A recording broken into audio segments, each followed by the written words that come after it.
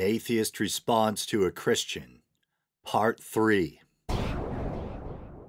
All right, so this is going to be the third and final installment of my Atheist Responds to a Christian series, unless another Christian eventually wants to take me on, and then I'll have to resurrect the segment, no pun intended.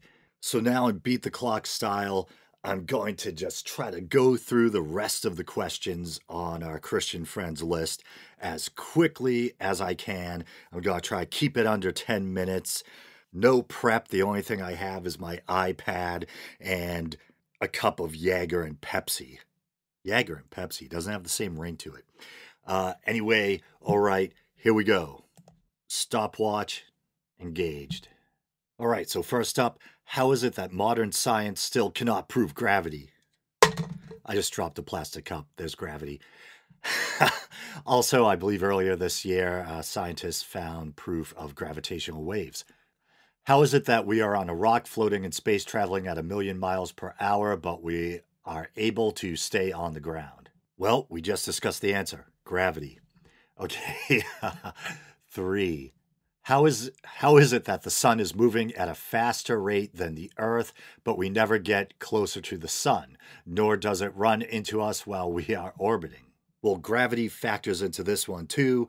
I believe, if I remember, the earth is spinning fast enough to counteract the pull of gravity so that we stay in orbit instead of getting pulled into the sun. Thank the God who I don't believe in.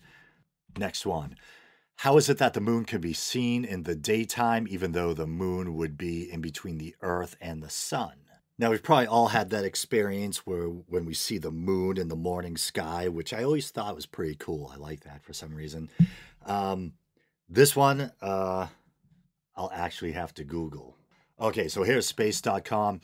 Any clear morning this week around 10 a.m., I don't know which week this was written, you can see the moon riding high in the western sky. Many people are surprised to see the moon in full daylight, yet it is a completely normal occurrence.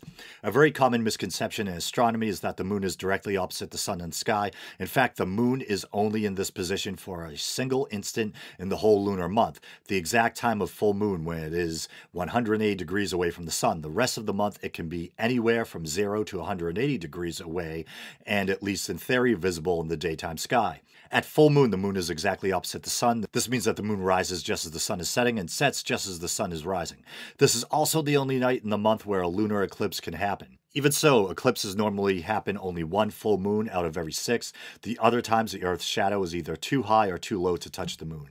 2 things contribute to the moon being visible in daylight. First, it is bright enough that its light penetrates the scattered blue light of the sky. If you're looking at exactly the right spot with a telescope, you can also see the planets Mercury, Venus, and Jupiter in daylight, plus a few of the brightest stars, though few casual observers can actually pull this off. Secondly, the moon must be high enough in the sky to be visible. Because of the Earth's rotation, the moon is above the horizon roughly 12 hours out of every 24. Since those 12 hours almost never coincide with the roughly 12 hours of daylight in every 24 hours, the possible window for observing the moon in daylight averages about 6 hours a day. I believe that the moon is illuminated by the sun, and another factor is that it's easier to see the moon against the dark of night than it is the bright background of day. So, next. Oh man, more astronomy questions. How is it that when the sun sets, it gets smaller and smaller until it disappears out of the event horizon? Failed to mention that I also have my Mac Mini too. I'm so ashamed of myself, I'm actually turning to Yahoo for this answer. It's an illusion, more common with the moon. I suppose more people don't bother to actually look directly at the sun, as it is a dangerous thing to do. So that's where the name moon illusion comes from. The sun is not larger on the horizon you just think it is. Its angular size measures the same low in the sky and high in the sky. It does flatten out a little, looks like an oval at sunrise and sunset because of refraction in the atmosphere, but this does not alter the apparent size of the sun in the sky. I don't know if that was like an autocorrect typo or what, but he says until it disappears out of the event horizon. Usually when I think of event horizon, I think of a black hole, etc. Maybe he just meant horizon.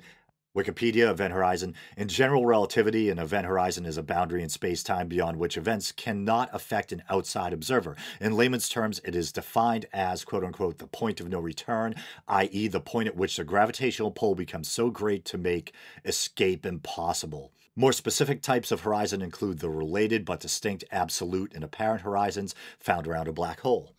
Okay. Event Horizon was also a messed up horror movie. Remember Sam Neill had like no eyes or something? Where we're going, you won't need eyes to see, or some shit like that. How is it possible to see a lunar eclipse if it is on the exact opposite side of the moon? Okay, so I'm at some site called MrEclipse.com. Who knew? Kind of like Mr. Skin. Well, actually, not really. An eclipse of the moon or a lunar eclipse can only occur at full moon and only if the moon passes through some portion of the Earth's shadow. That shadow is actually composed of two cone-shaped components, one nested inside the other. The outer or penumbral shadow is a zone where the Earth blocks part but not all of the sun's rays from reaching the moon. In contrast, the inner or umbral shadow is a region where the Earth blocks all direct sunlight from reaching the moon. Penumbral lunar eclipse. The moon passes through the Earth's penumbral shadow. These events are of only academic interest because they are subtle and hard to observe. Partial lunar eclipse. A portion of the moon passes through the Earth's umbral shadow. These events are easy to see even with the unaided eye.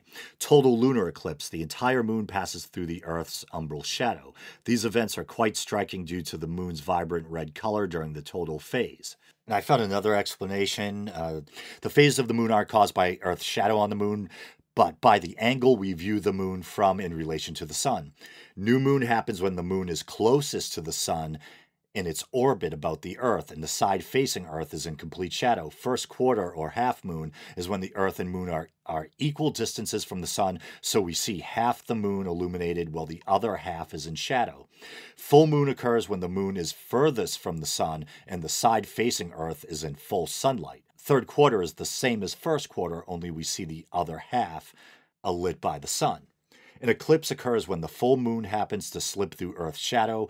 The Earth's orbital angle around the sun and the moon orbit around the Earth are off by about 5 degrees. So an eclipse only happens when the Earth, moon, and the sun are within a few degrees of the nodes of these two planes.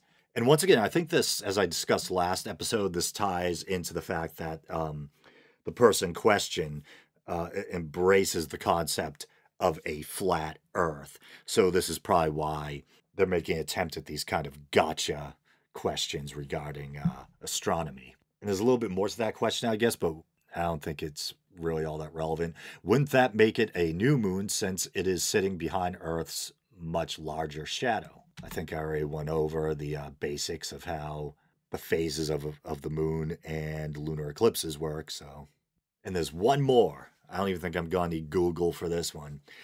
And this isn't a question. This is just a statement with an exclamation mark. Baby sees Jesus returning in dream. Sounds like an Enquirer or a tabloid headline. I guess first off, what do we mean by baby? Are we literally talking about an infant who can't even talk yet? Or are we talking about a slightly older child? Sometimes people will even refer to their toddlers as babies or the baby. If you're talking about an infant that can't even speak, how the hell do you know the baby saw Jesus in a dream? There's no way for them to tell you unless they're using some kind of telepathy.